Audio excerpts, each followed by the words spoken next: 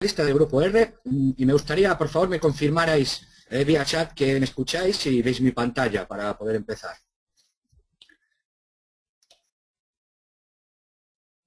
Hola, ¿se me escucha? Ok, ok, hay algo de retardo, parece. Vale. Bueno, hoy, como todos los martes, sabéis que dedicamos a ciclos formativos, ¿no? Diferentes topics o temas relacionados con los mercados, más desde un punto de vista, algunos teórico, otros mucho más práctico, y vamos a dedicar 1 o 2 o 3, no sé cuánto nos llevará, ciclos a lo que podríamos englobar dentro de la psicología del trading, ¿no? Notar que en casi los 3 años que llevamos dando webinarios semanales, apenas hemos rozado el tema de la psicología y por lo tanto vamos a poner el foco, vamos a entrar en, digamos, para ponernos al día dentro de este tipo de enfoque y vamos a concentrar, digamos, bastante tiempo en este asunto, ¿ok? Como pequeña introducción, refrescaros que allá por el...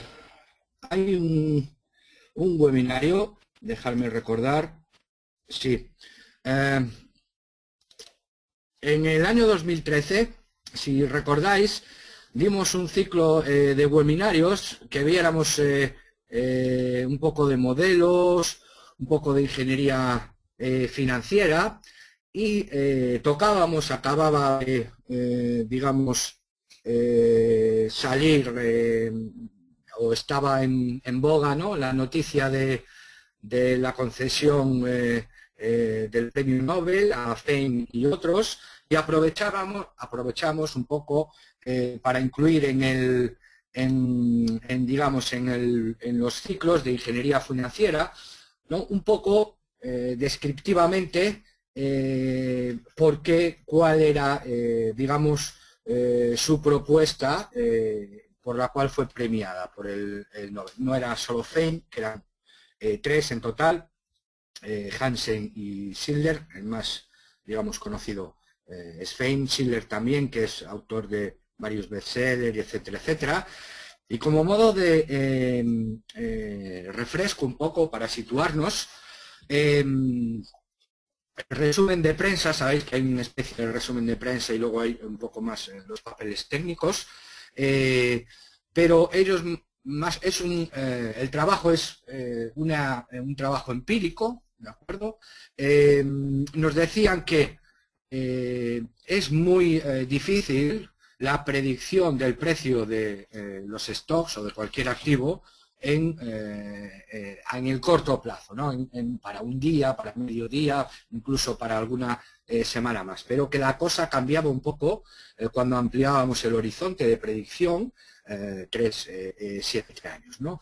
Y digamos que su fundamento, ¿no?, podría resumir bastante bien en el gráfico que veis, ¿no?, que en el corto plazo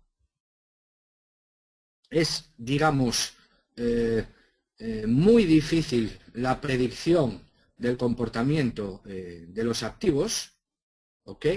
Pero cuando teníamos un horizonte un poquito más largo, sí teníamos más posibilidades, ¿no? Y para razonar esta deducción, echaban mano de un par de modelos, ¿no? Echaban mano de, por un lado, un modelo, el modelo de Capital Asset Pricing Model, que ya lo hemos visto así un poquito, y luego lo combinaban con el GMM, otro modelo de momentos, es decir, básicamente, en el resumen, habíamos visto que aquí podemos resumirlo, ¿no? El modelo CAMP, digamos, es un modelo cuantitativo, puro y duro, veíamos que no se ajustaba a digamos, apropiadamente a la evolución del activo, y veíamos diferencias de volatilidad. ¿Okay? Y ellos, digamos, implementaban esas diferencias de volatilidad mediante el modelo GMM, que es un modelo experimental, ¿no? Y dentro del GMM, digamos, las dos vías que tenemos de esa explicación de las desviaciones eran unos factores como el precio en los libros, el tamaño, etcétera, y luego tenían otra parte que era unos factores psicológicos. ¿De acuerdo? Aquí en estos factores psicológicos, incluso habíamos visto, no hay en su trabajo, por el momento, no hay absolutamente nada de cómo se incluyen esos factores psicológicos en un modelo, ¿okay? Y es precisamente esta parte, no solo para aplicar a este modelo, sino en general, donde vamos a poner el foco y estudiar, digamos, esta parte. Es decir, si volvemos al gráfico final, o al que enseñé antes, bueno, ellos también reseñan algo muy importante, que los precios pasados tienen muy poco uso en la predictibilidad del futuro, del inmediato futuro. Esto leído de otra manera quiere decir que mirar el gráfico de un activo tiene muy poca utilidad en la predicción del futuro. Y si volvemos al esquema,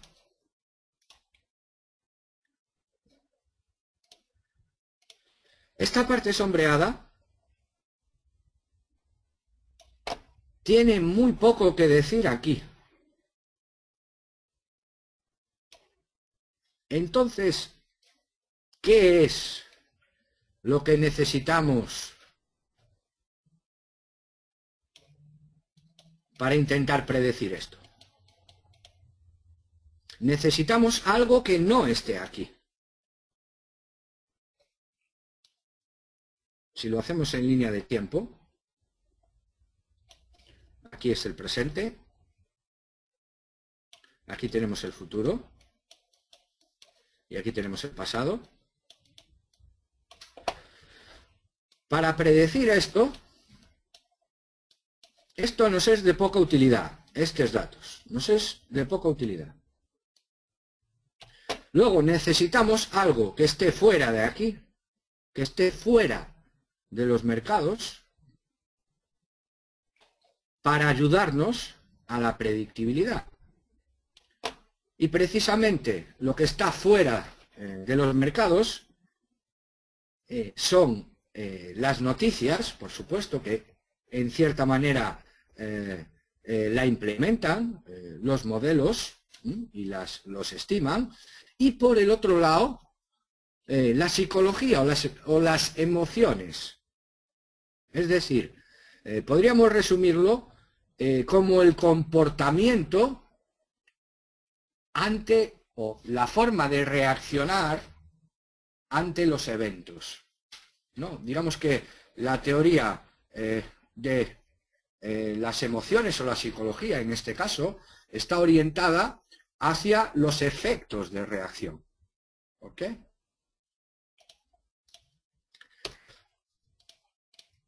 Bien. Ok.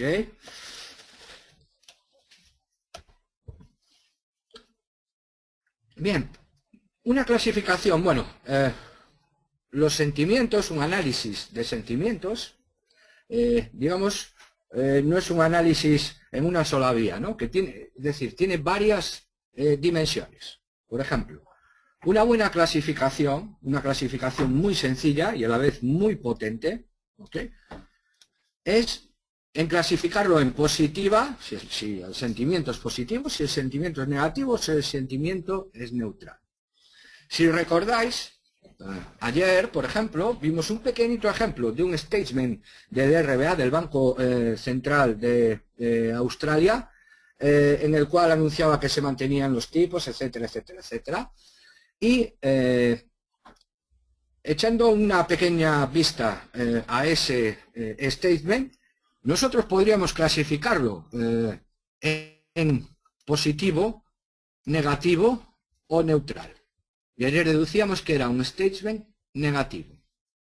Es decir, ese statement no está en el mercado, está fuera del mercado. Necesitamos otras herramientas para interpretar datos que no sean las cotizaciones, por decirlo de alguna manera. ¿Ok? Y no es un dato cuantitativo, no es un dato macro, un statement.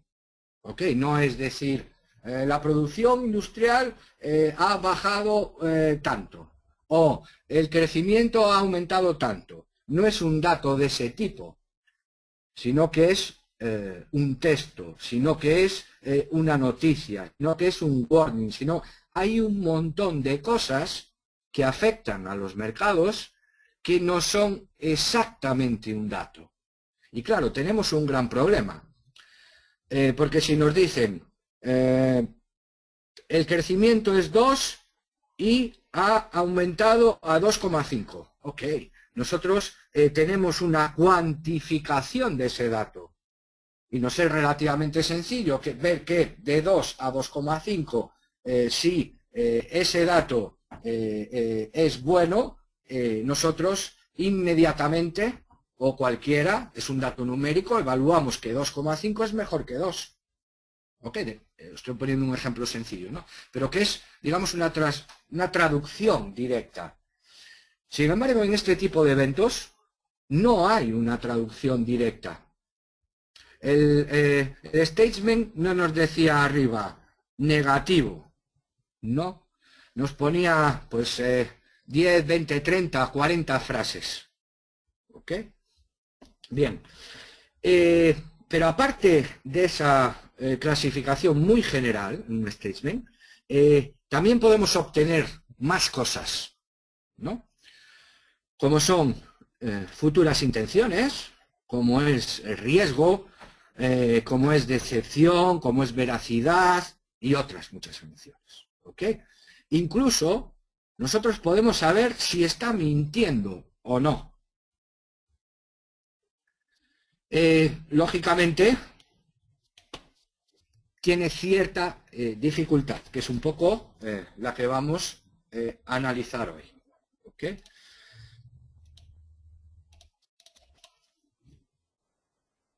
¿Cómo se hace esto? ¿Cómo en la práctica, cómo se hace?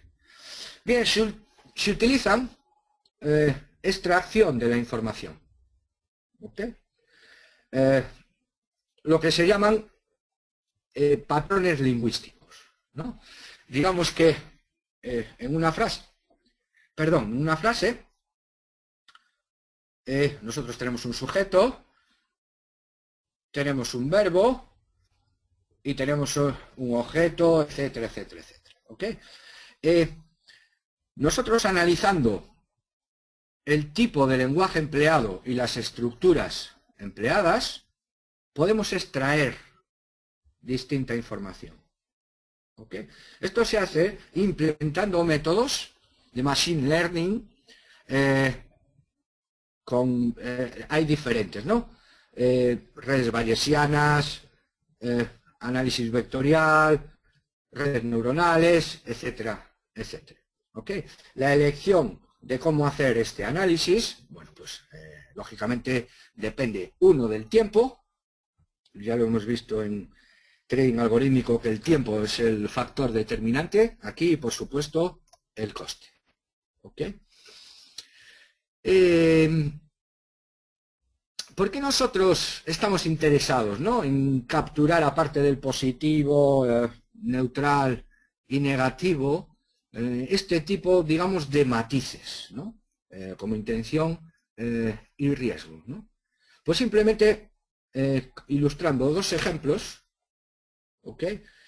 Ya nos damos cuenta de la utilidad que puede tener para nosotros. Es decir, cuando un CEO o un representante del Banco Central o alguien, digamos, que tiene voto en determinadas decisiones, pues da una noticia, emite un comunicado, etcétera. Nosotros, analizando ese comunicado, podemos, digamos, detectar ciertas predicciones en los reportes financieros. ¿Okay?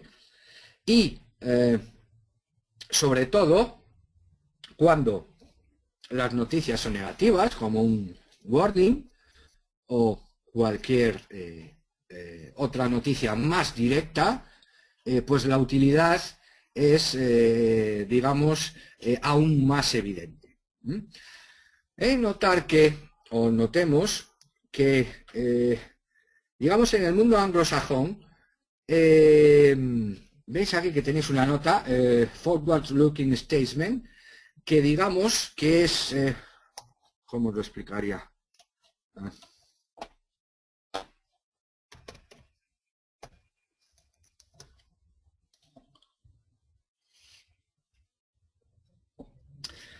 En España, os voy a poner un ejemplo. En España, por ejemplo, uno va a una cafetería y dice un café, o un café por favor, ¿no? En el mundo anglosajón, digamos, el lenguaje no es tan directo, ¿no? No son, tanto en Estados Unidos, Reino Unido, la parte asiática, Australia, etcétera, digamos que se utiliza un lenguaje como un poco elaborado. ¿Le importaría a usted servirme un café? Es decir, si el mundo financiero estuviera dominado por actores que tuvieran un lenguaje más directo, este tipo de estructura sería mucho más sencilla de analizar. ¿Okay?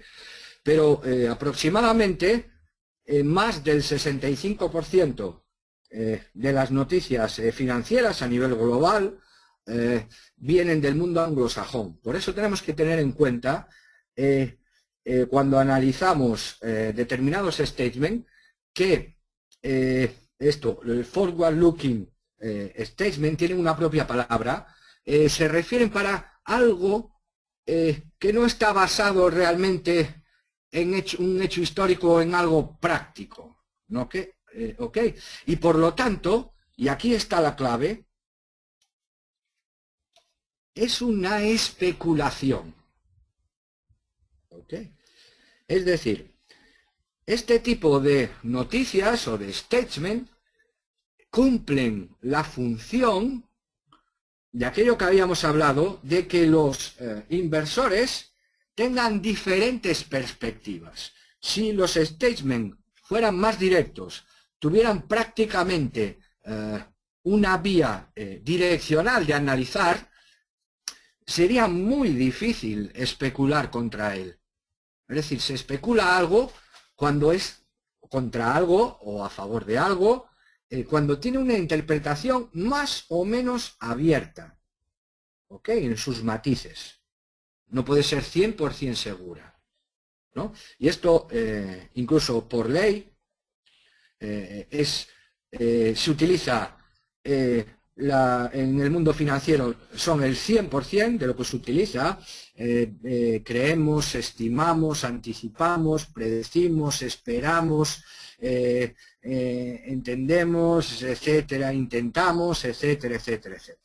¿Okay? Por ejemplo, la compañía X planea construir una nueva facility en Asia para expandiendo sus mercados de acciones. Es decir, planea, no está basado en nada.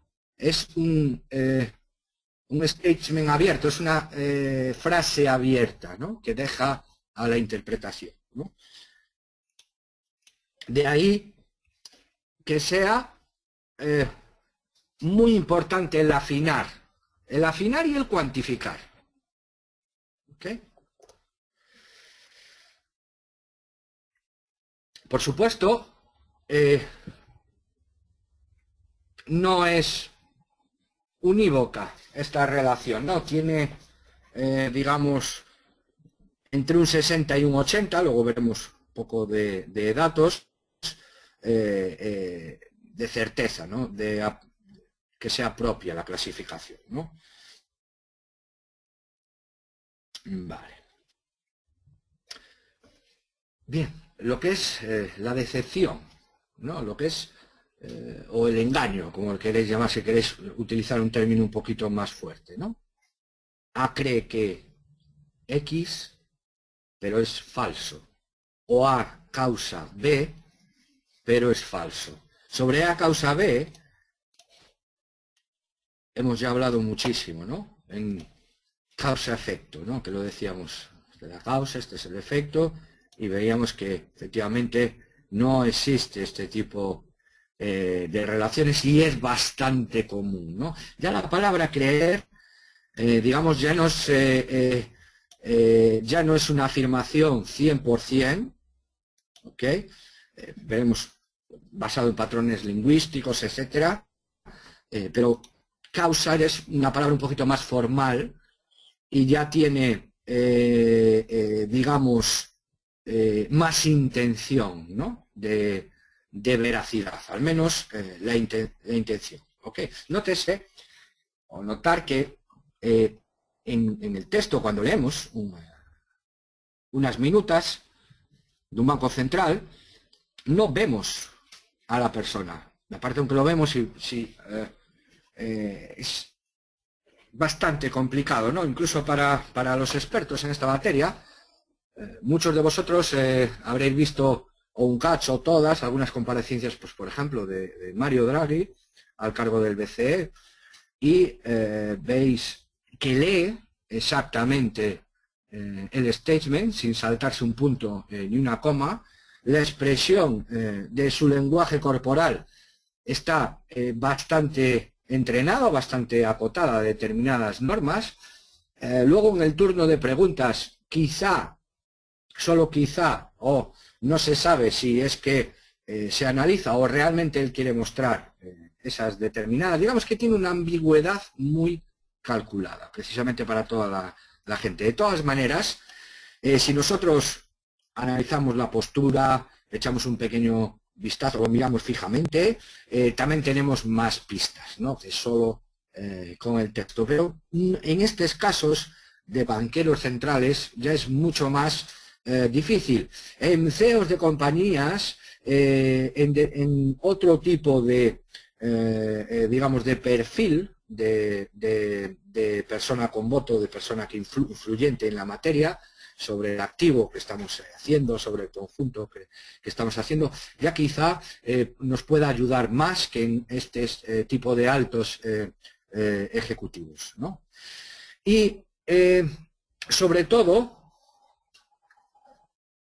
podemos intentar distinguir, no es el caso de los banqueros centrales, pero sí de los CEOs,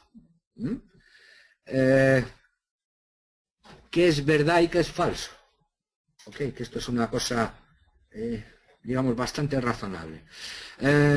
Si no recordáis, o me parece recordar, bueno, hay varias intervenciones de CEOs de las compañías. Bueno, veremos algún ejemplo, ¿no?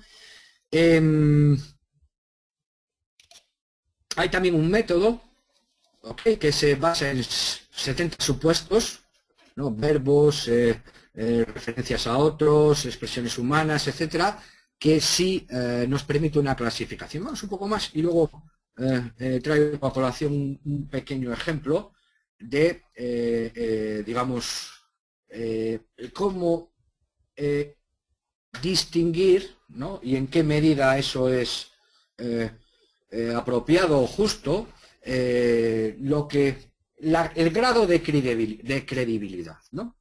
Lo que es la decepción o mentira versus la veracidad, por decirlo de alguna manera, ¿no? Y básicamente hay muchos estudios, ¿no? Pero quizá el más importante es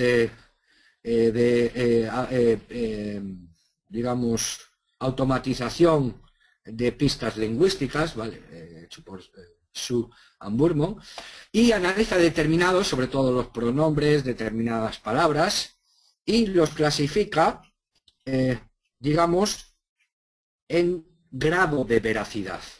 ¿Ok? Asocia determinadas estructuras sintácticas, determinadas palabras, determinados significados con el grado de veracidad o el grado de falsedad. Por ejemplo, vemos que dentro de la veracidad siempre el pronombre yo o mío. Sin embargo, cuando la veracidad es menor, se emplea tú o tuyos. Ok, así hay otros ejemplos, hay muchos más patrones.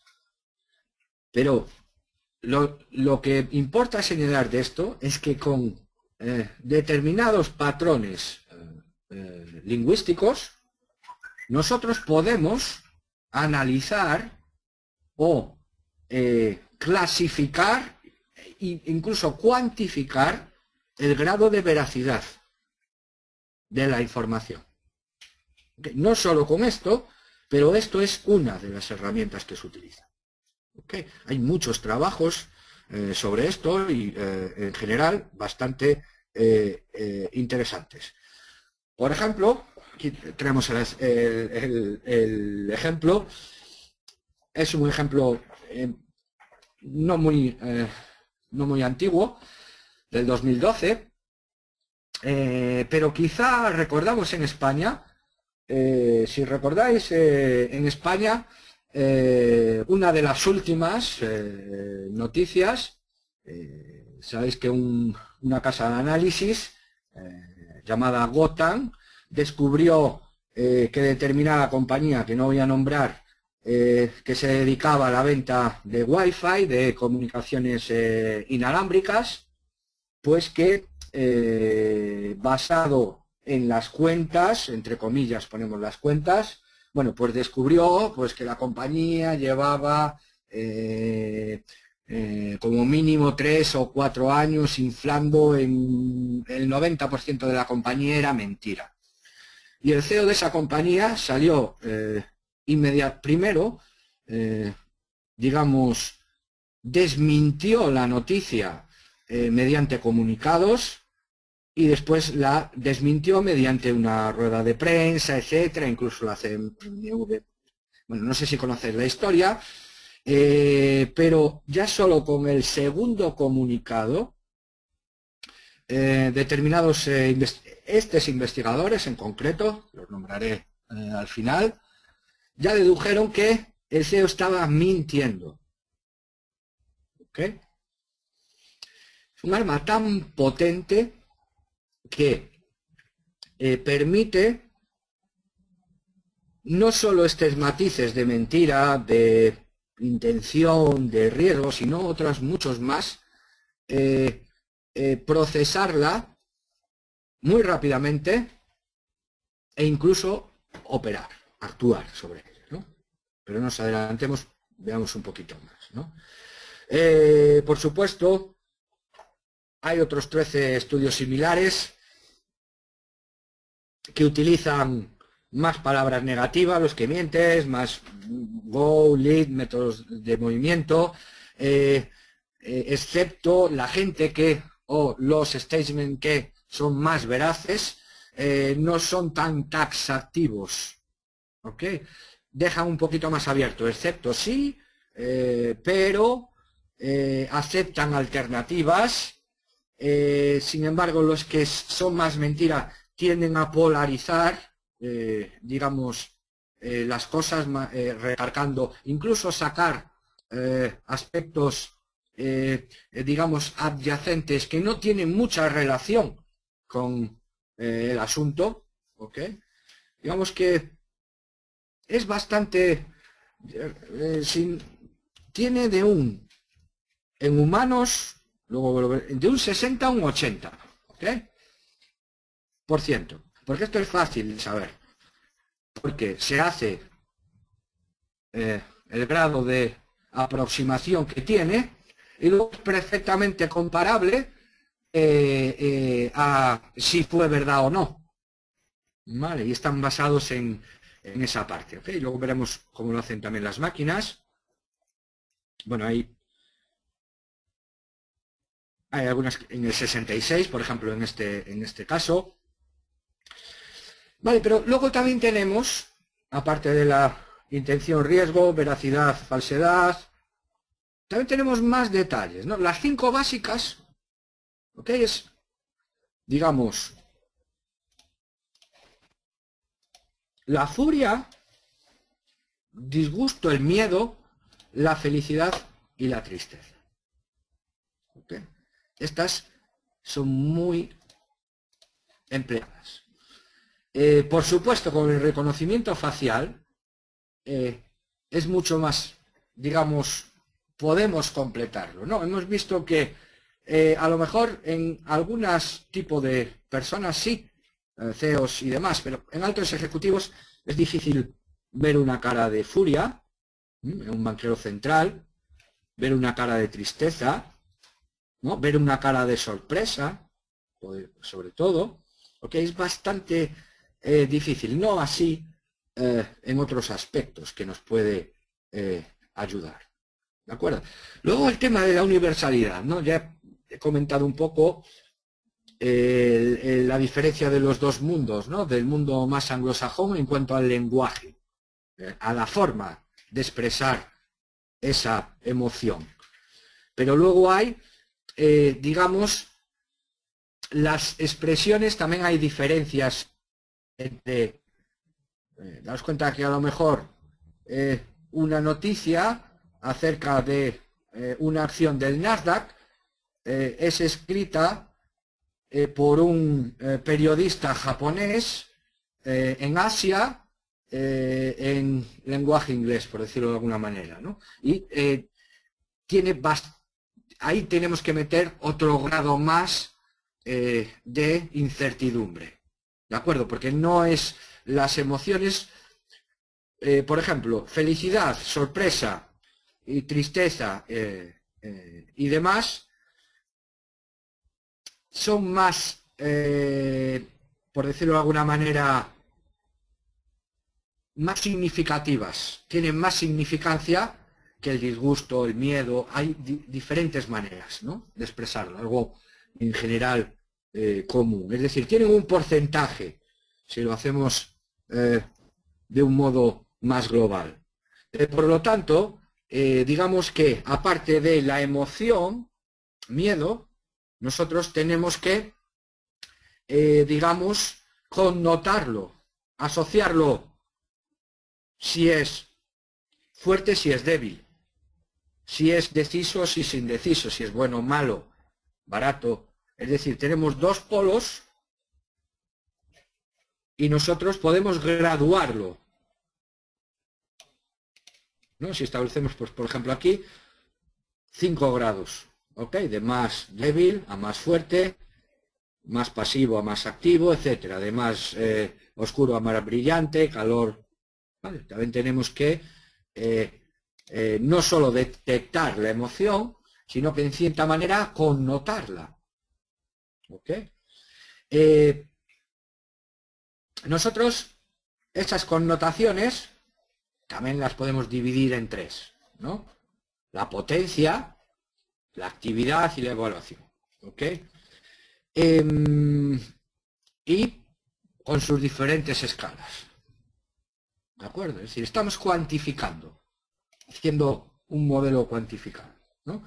Esto para, digamos, calibrar estas emociones, se hacen test psiconométricos para las personas, ¿no? Que nos ayuda muchísimos test, nos ayudan a calibrar una cosa, ¿no? Cuando queremos calibrar un instrumento de cualquier medida o demás, realizamos varias pesadas, hacemos unas operaciones aritméticas con las pesadas y establecemos un calibre, Vale, pues las emociones analizadas de los textos se calibran con los test psiconeométricos de las personas. ¿De acuerdo? Digamos que es la manera de hacerlo calibración, ¿no? Y asumiendo que efectivamente la clasificación de las emociones es muy difícil, ¿ok? Digamos, establecemos un cierto grado. Por ejemplo, en esta tabla, ¿no? Se obtienen los siguientes resultados, ¿no?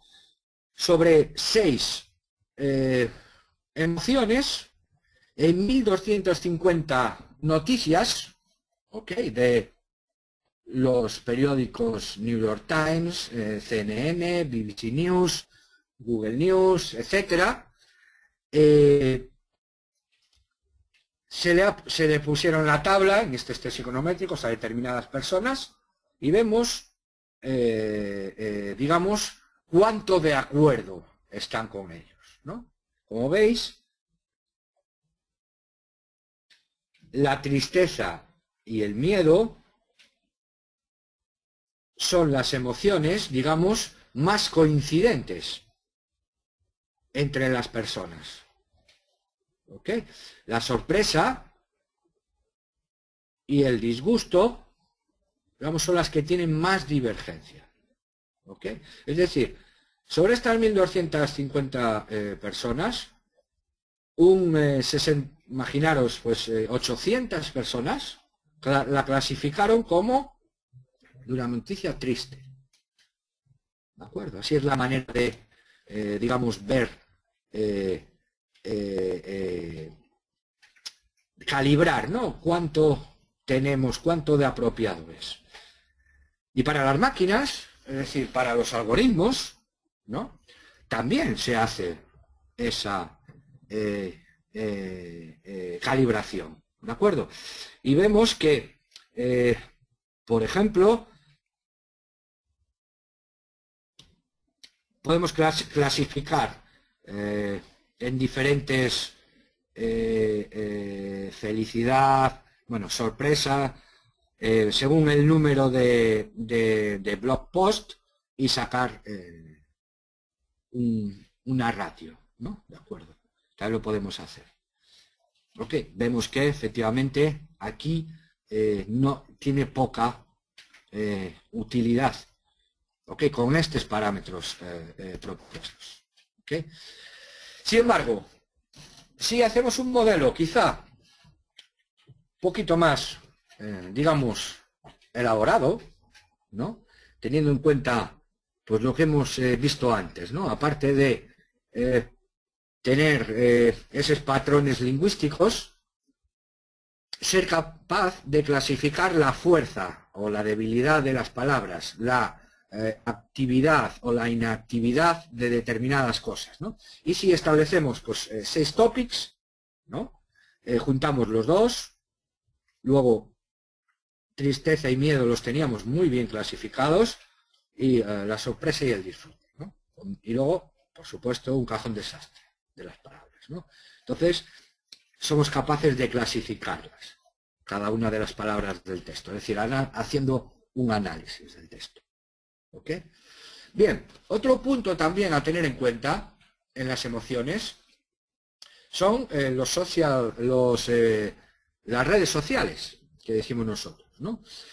Notar que aquí el lenguaje es quizá un lenguaje más directo, pero sobre todo, aparte de ser más sintético, por decirlo de alguna manera, se utilizan caracteres especiales, ¿no?, emoticonos, hashtags y demás, que también tienen su propia clasificación dentro de las emociones, que quizá más visual, ¿no? Si utilizamos un emoticono dentro de un tipo de emoticonos, es mucho más directo, digamos, analizar la emoción. De hecho, ya llevan la palabra, bueno, es un poco redundante, emoti, digamos, refleja directamente la emoción, ¿no? Resultados, en general. ¿Ok?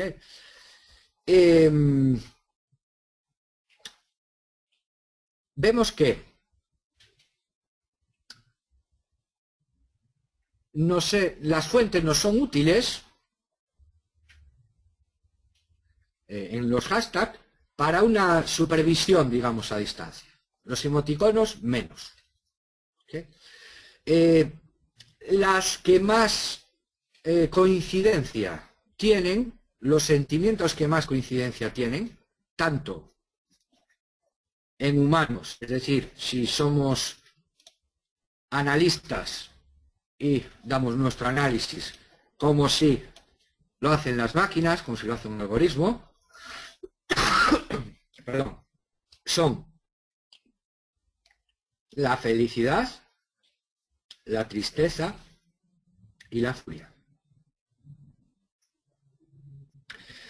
Con respecto al miedo, hay diferentes resultados según el modelo utilizado, que ya lo hemos visto.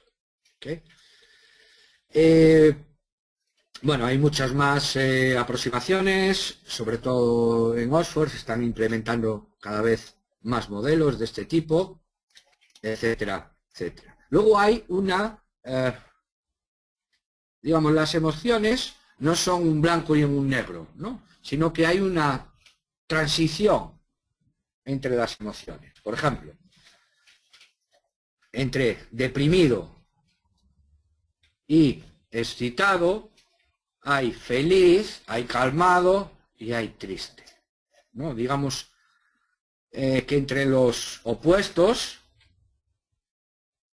hay también diferentes sentimientos, ¿no? Aparte de valorar cuánto de deprimido del 1 al 5 en la escala que colgamos, también podemos saber que deprimido está dentro de otra escala mejor, ¿no? Así es como más o menos, digamos, se funciona. ¿Ok? Concluyendo, antes de sacar, digamos, un par de derivadas, que no es una cosa, la detección de emociones, digamos, no es una cosa unívoca, ¿no? Tenemos unos porcentajes, tenemos, digamos, un grado de confianza, poner una palabra de más. ¿Ok? El tema corporal, quizá en algunos casos, nos haga valorar más, o sea, tener una confianza mayor en los análisis, no en todas las cosas, como hemos visto. ¿Okay? Esto es importante, que la clasificación de las emociones nos da un detalle muchísimo más grande que el tradicional sentiment analysis, ¿no? El sentimiento del mercado. No, este es un tipo de análisis mucho más en detalle. ¿Okay? Por supuesto, en el futuro, no un futuro muy lejano, sino en breve, ya diría que prácticamente en el presente, este trabajo creo que es del 2013, estamos en el 2015, para ser un trabajo relativamente potente, es un trabajo pionero, no será mucho más sencillo clasificar con un grado de más significancia las emociones en texto, sobre todo, ¿no? Digamos que se tiende mucho más a funcionar con eso. ¿Okay? No, perdón, este trabajo es de este año. Está basado en trabajos 2012-2013, pero el compendio de todos estos trabajos es de este año, del doctor Pulman. ¿De acuerdo? Quería con esto decir, digamos, sacar quizá un par de derivadas, ¿no? Si estos principios básicos, ¿no? Se implementan, se aplican, ¿okay? Podemos medir las emociones, ¿no? Detectarlas, no solo detectarlas, sino medirlas con un cierto grado de significancia, habíamos visto la medida. Pero la detección, digamos que ya no nos es tan esquiva. ¿De acuerdo? Por ejemplo, vamos a un ejemplo práctico, ¿no? Aquí tenemos una noticia de Reuters. O si no queréis ver, voy a explicarlo con la noticia de Reuters, que es el general, y luego vemos un caso a otro. ¿Ok? Por ejemplo, aquí tenemos 3 alertas. Tenemos el identificador, luego tenemos la empresa, con el ticker de la empresa y un titular, el headline. ¿Ok? Se reconoce, etc. Luego, aparte del headline, tenemos el texto del artículo. ¿Ok? Si nosotros hacemos un análisis, el tiempo de la noticia, ¿ok? La fuente,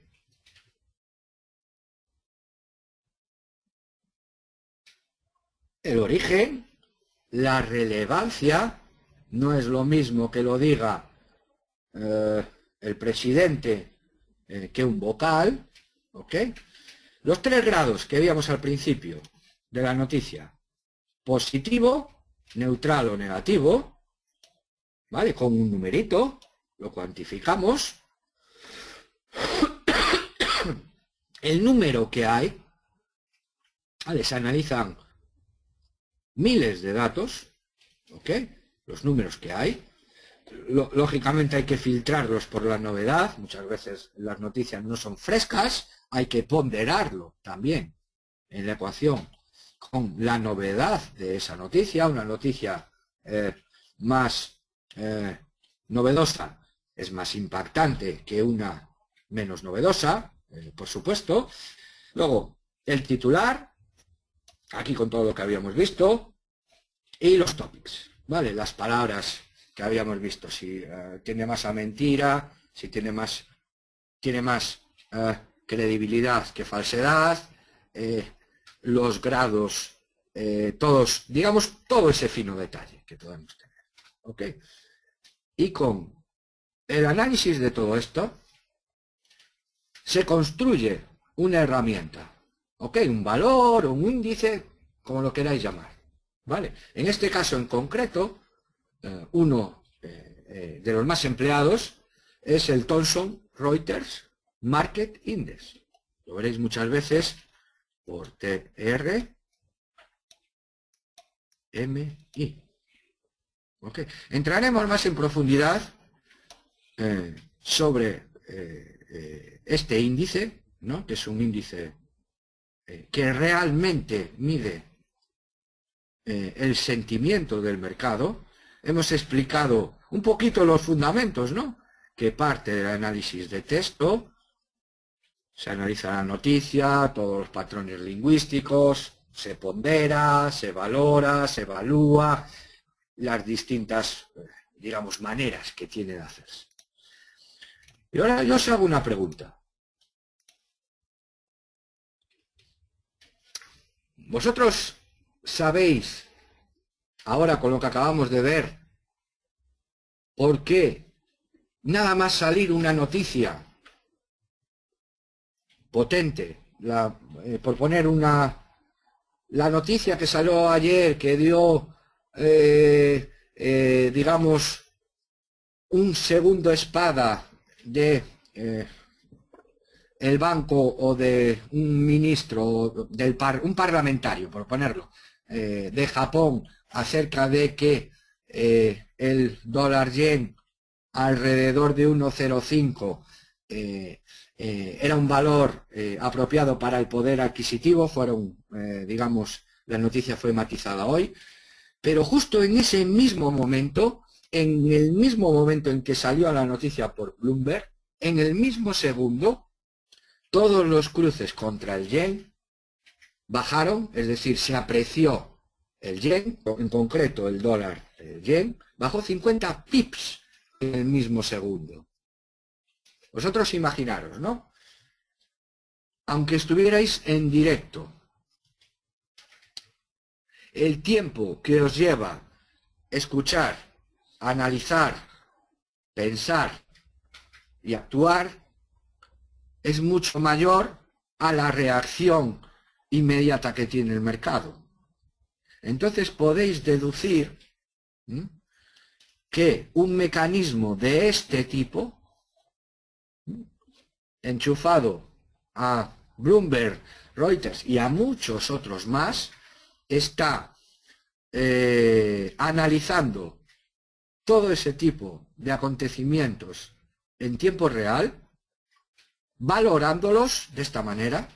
¿Vale? Nosotros, si hacemos un algoritmo de reconocimiento de las palabras, de reconocimiento de estructuras, lógicamente es un tema complejísimo, ¿no? Pero salvando las distancias, nosotros podemos analizar el texto, podemos hacer un algoritmo que nos analice el texto y nos lo valore.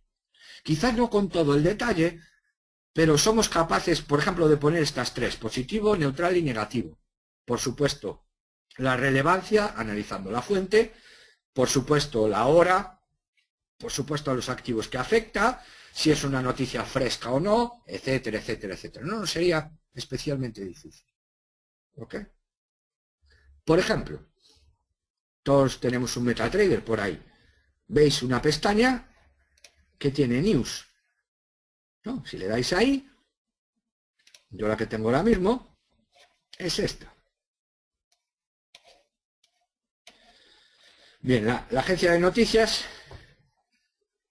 DJ News, ¿de acuerdo? Hay varias, pero bueno. Es por poner un ejemplo práctico, ¿no? Tenemos la fecha, la hora, tenemos el titular, ¿ok? Y tenemos la compañía, ¿ok? Tenemos la persona y tenemos la cantidad. Luego tenemos la noticia. Nosotros podemos esto traducirlo en varios números según categorías. ¿Ok? Si nosotros tenemos eso, ese traductor, vayamos a llamarlo de esa manera, nosotros podemos analizar todas las noticias y valorarlas en tiempo real. ¿Ok? Un paso más allá es operar en consecuencia de esas valoraciones que se tienen.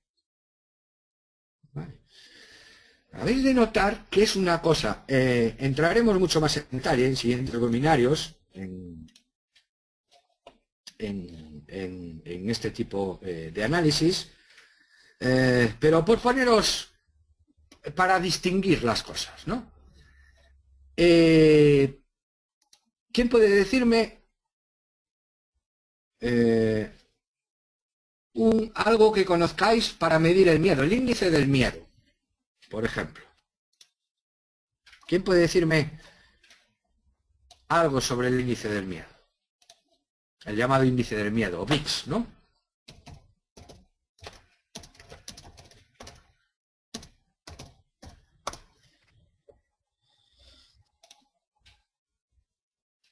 Bien.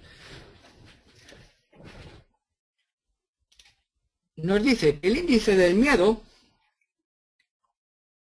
es la volatilidad implícita de las opciones con un periodo de 30 días, que ponderando, digamos que está correlacionado con el comportamiento de las acciones. Y yo os pregunto, esto no mide sentimientos, ¿de acuerdo? Se llama el índice del miedo, pero lo que yo quiero notar es lo siguiente. El VIX es un índice de cuentas, es decir, de volatilidad. Y nosotros interpretamos que esa volatilidad, por ejemplo,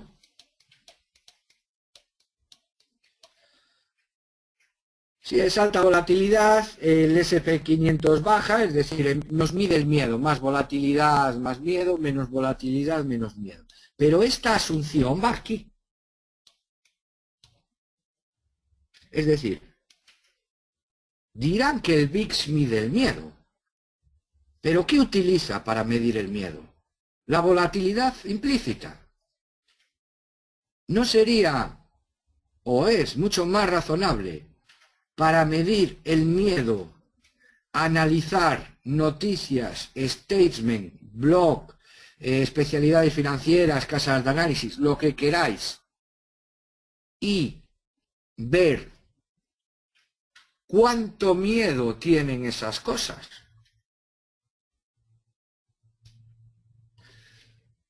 Hay que distinguir muy bien lo que es una cosa y lo que es la otra.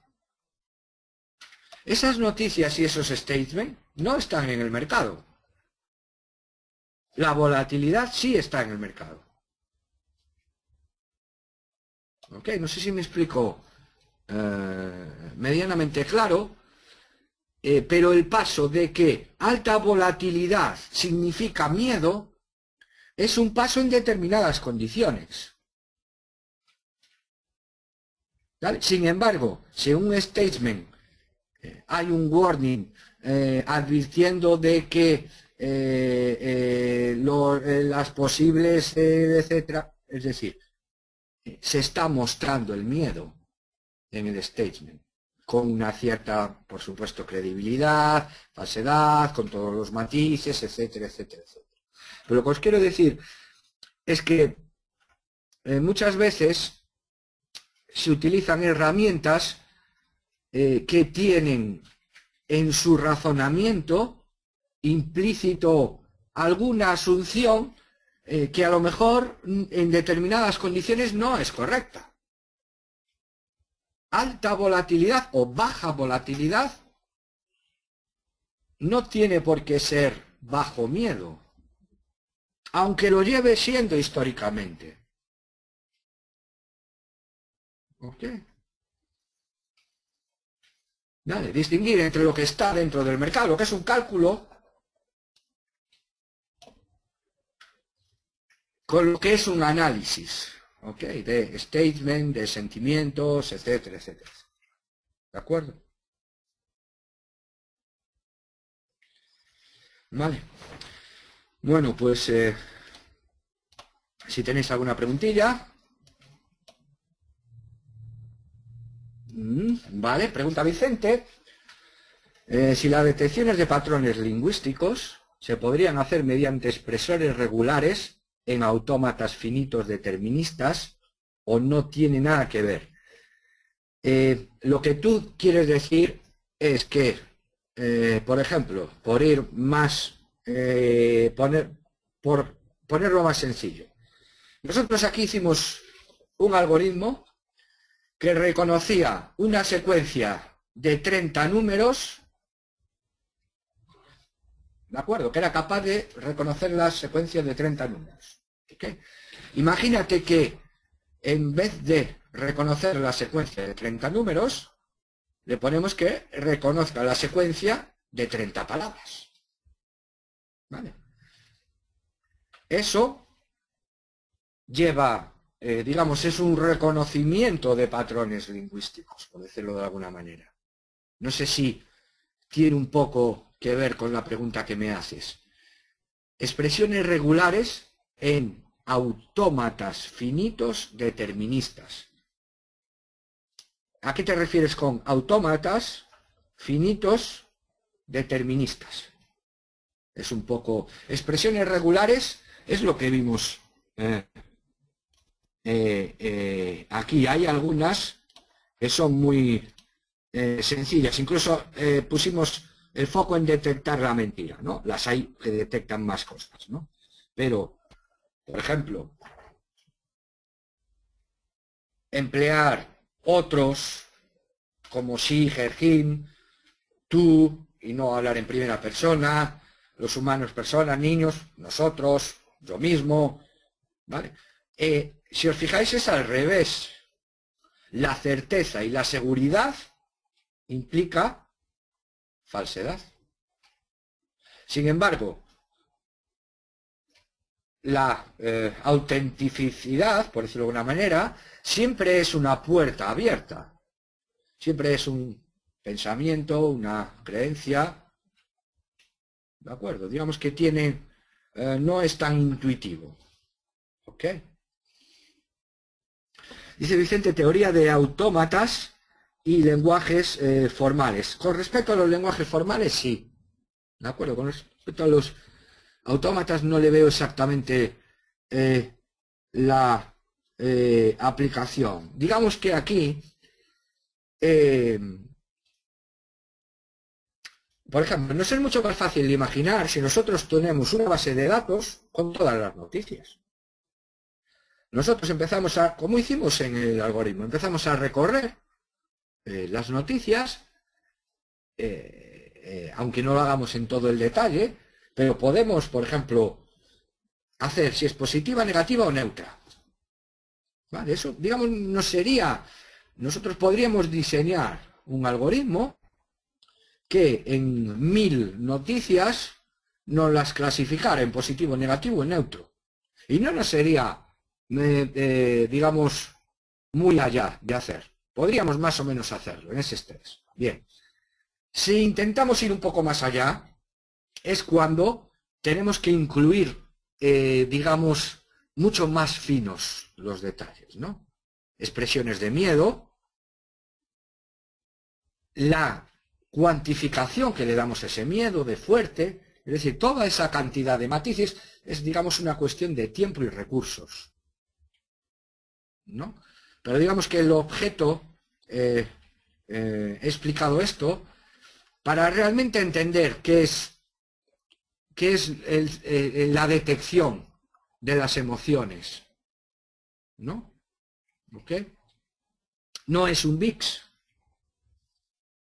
El VIX, digamos que tiene la trampa lógica de asimilar volatilidad a miedo, alta volatilidad a miedo y baja volatilidad a no miedo o a confianza, como la queráis llamar. ¿Vale? Que puede ser verdad en algunos casos, pero en otros puede ser no verdad.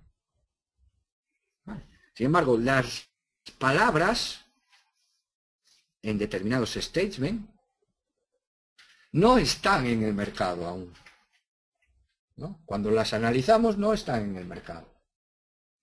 Tienen que incorporarse al mercado. ¿Vale? De ahí es importante tener siempre fuentes externas al mercado.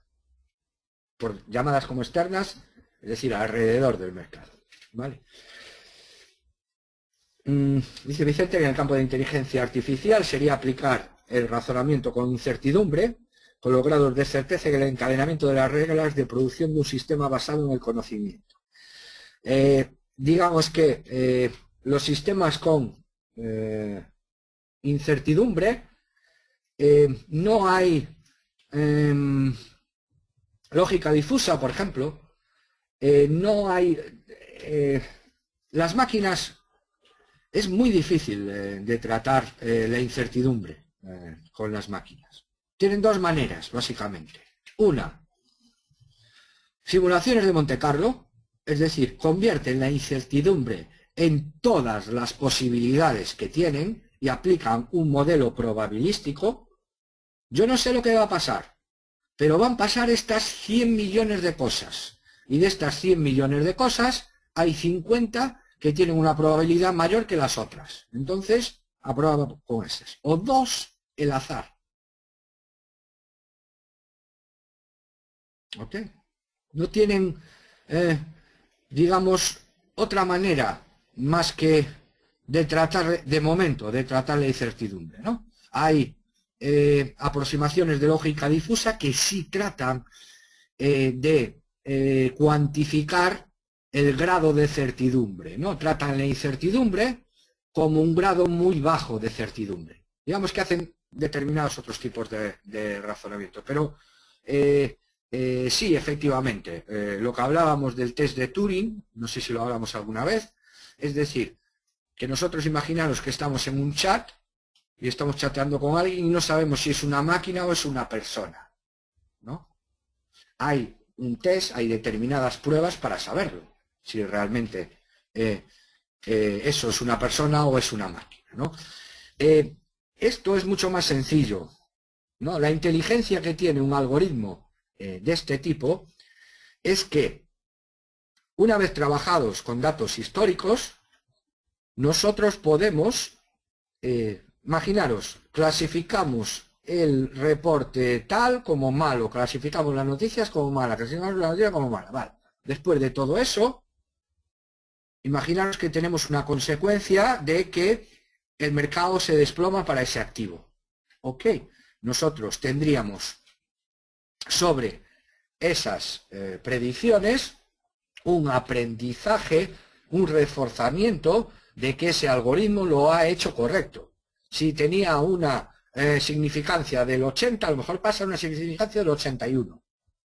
¿Ok? Es decir, aprende. Si falla, esas palabras de reconocimiento van a tener una valoración menor. Es decir, se puede ir se adapta el solo, el algoritmo se va adaptando el solo según se cumplan sus predicciones o no. ¿Ok? Digamos que esa es un poco la manera. Bueno, el próximo día entraremos más en qué es por supuesto, el índice Thomson Reuters o otro, explicar un poquito más en detalle, cómo se aplica y sobre todo el arbitraje, ¿no? Sabéis que nosotros llamamos arbitraje cuando dos cosas no coinciden, ¿ok? Y hay que arbitrarlas, ¿vale? Cuando los sentimientos no coinciden con tal, ahí hay un desarbitraje y podemos arbitrar, ¿ok? Pero eso iremos avanzando. Bueno, pues nada más por hoy. Gracias por vuestra atención y vuestra paciencia y para la semana veremos más cosas. Un saludo y que tengáis buena semana. Chao.